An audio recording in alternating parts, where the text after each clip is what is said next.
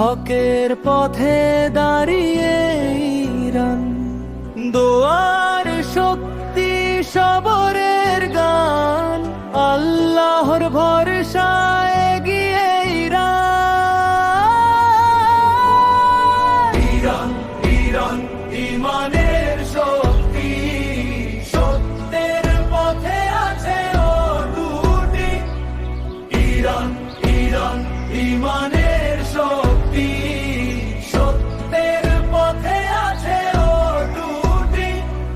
ঝড় যতই আসুক আজ জিতবেই হকের সমাজ।